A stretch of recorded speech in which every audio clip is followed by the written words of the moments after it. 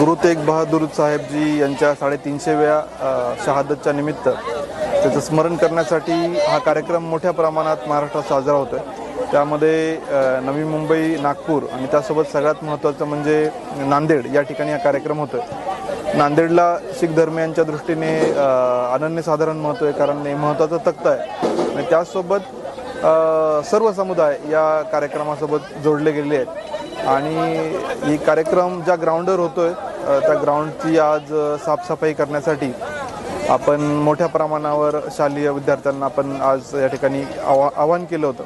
त्यामध्ये Sachkhand public school, Khalsa school, Rajarshi Shahu school हे मोठ्या प्रमाणावर आले होते। यामध्ये श्रमदानाचं एक उद्दिष्ट हे आहे की सेवा, समर्पण, प्रेम हे शीख धर्मियांचे एक महत्त्वाचे मूल्य आहेत आणि इतर सर्व धर्मियांसाठी पण हे आदर्श आहेत, अनुकरणीय आहेत आणि मुलांना पण एक श्रमदानाची सवय आणि या सगळ्या कार्यक्रमाची जनजागृती अशा अनेक हेतूंनी आज आपण कार्यक्रम हा आज घेतला। यामध्ये महापालिकेची टीम, सर्व अधिकारी, कर्मचारी, शालेय विद्यार्थी आणि त्यांचे सगळ्यांचे टीचर्स हे मोठ्या संख्येने या ठिकाणी हजर झाले होते आणि त्यांनी खूप उत्साहाने एक तासभर या मैदानातील खडे गोळा केले आहेत।